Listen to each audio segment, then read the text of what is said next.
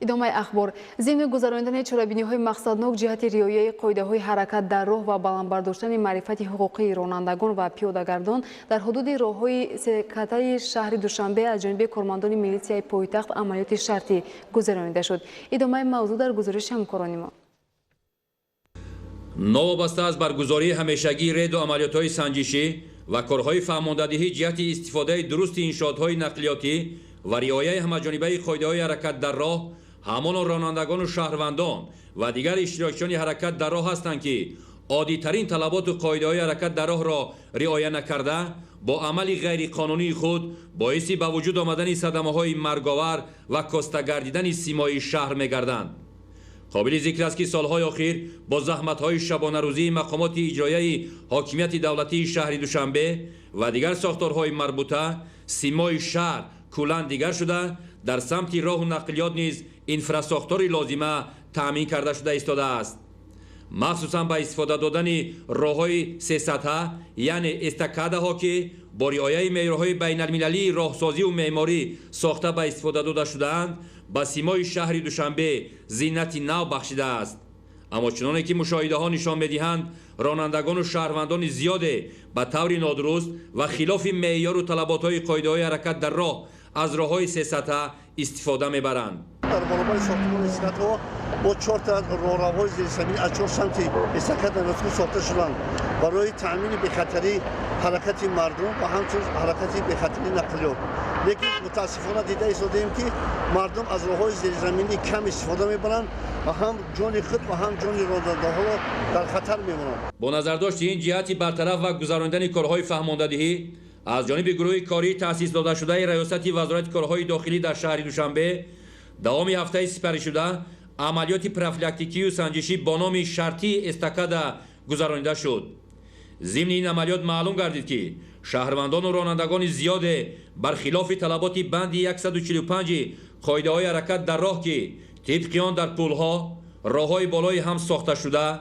эстакадаҳо ва дар зери онҳо ба ғайр аз ҷойҳои махсусӣ барои таваққуф таҷҳизонида шуда боз истодан маън аст ба хизматрасонии мусофиркашонӣ машғул мешаванд. бархе аз ронандагони воситаҳои нақлиёти мусофиркашони ҷамъиятию хусусӣ дидаю дониста талаботи мазкурро сарфи назар намуда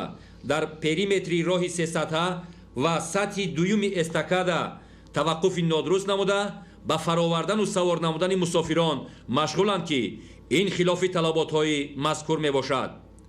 зимни баргузории амалиёти шартии эстакада аз ҷониби кормандони бозрасӣ ва дигар бахшҳои милитсияи пойтахт зиёда аз 140 нафар ронандагони воситаҳои нақлиёти мусофиркашони ҷамъиятӣ ва хусусӣ вобаста ба таваққуф ва бозистии воситаҳои нақлиёт дар ҳудуди эстакадаҳо ва аз ҷойҳои муқаррарнашудаи роҳ гирифтани мусофирон ошкор карда шуд.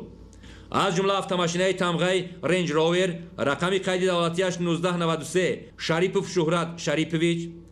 ронандаи автомошинаи тамғаи Mercedes Benz рақами қайди давлатиаш 7273 TT05 Шокиров Қосимҷон Мирович хатсайри 25,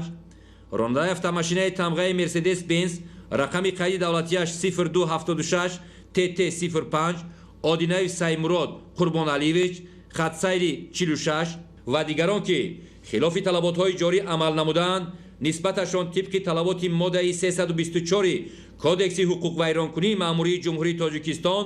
протоколҳои маъмурӣ тартиб дода шуда барои ба расмият даровардан ба мақомотҳои дахлдор ирсол карда шуданд. ман ҳамин роҳбарияти ҷамъияти дорои масъулияти маҳдуди Сорбон 14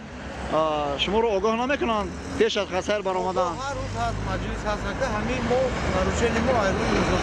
дар баробари ронандагон боиси нигаронӣ амиқ он аст ки баъзе аз шаҳрвандон махсусан сокинони биноҳои баландошёнаи атрофи эстакадаҳо низ ба қадри ин ҳама зебогию ободиҳо нарасида худсарона ба таври дағалона ба қоидавайронкунӣ даст мезананд. чуноне ки мушоҳидаҳо нишон дод шаҳрвандон ва сокинони атрофи роҳҳои сесатҳа барои убури роҳ аз гузаргоҳҳои зеризаминии ҳудуди эстакадаҳо истифода накарда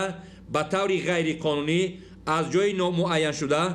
бо вуҷуд овардани ҳолати хатарноку садамавӣ роҳро убур мекунанд ки ин амалиёнҳо дар бештари маврид боиси ба вуҷуд омадани ҳолатҳои нохуш махсусан садамаҳои марговари нақлиётӣ гардидааст. бояд тазаккур намуд ки мувофиқи қоидаҳои ҷорӣ гардида гашту гузор рафтомади пиёдагардон дар ҳудуди ҳама сатҳҳои эстакадаҳо манъ буда пиёдагардон танҳо бояд аз гузаргоҳҳои зеризаминӣ дар сатҳи дуюм сохташуда истифода баранд. таассуфовараш он аст ки баъзе аз шаҳрвандон дар баробари убури ғайриқонунии роҳ ҳамзамон ҷойҳои сабзкорӣ кардашуда ва гулу буттаҳои ороиширо низ поймол менамоянд ки ин амали нодурусти онҳо аз як ҷиҳат ба косташавии симои шаҳр оварда расонад, аз ҷониби дигар аз сатҳи фарҳангу маданияти шаҳрнишинию истифодабарии роҳҳои замонавӣ гувоҳӣ медиҳад. танҳо давоми 3 рӯзи амалиёти мазкур зиёда аз 535 ҳолати убури ғайриқонунии роҳ ва поймол намудани гулу буттаҳои ороишӣ аз ҷониби шаҳрвандон ошкор гардид ки аксарияти онҳо сокинони биноҳои баландошиёнаи атрофи эстакадаҳо ва донишҷӯёну хонандагони муассисаҳои таълимӣ мебошанд. зимни пурсиш аксари шаҳрвандон сабаби ба чунин қоидавайронкунӣ даст заданашонро ба саросимагӣ рабт додаанд ки як лаҳзаина шитоби онҳо метавонад ба ҳодисаҳои нохуш анҷомад. در اینجا ساخته شدن ماست برای بهتری ما شهروندان میباشد. ما باید قاعده‌های حرکتی را رعایت کنیم، هنگام اطراف گذشتن و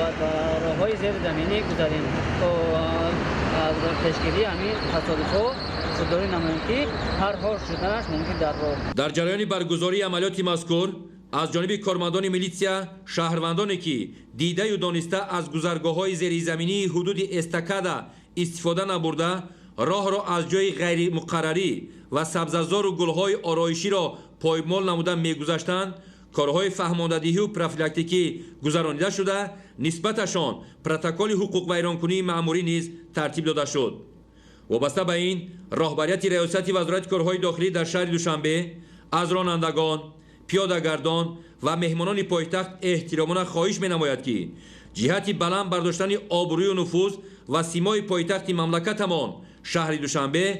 در نزد مهمانان، سیاحان و ساکنان آن آداب شهرنشینی و مدنیت بلند شهرداری را رعایت نموده نگذارند نفر با عمل و رفتار نامطلوب خود باعث خرابی و کاسته گشتن نفوذ آن شوند.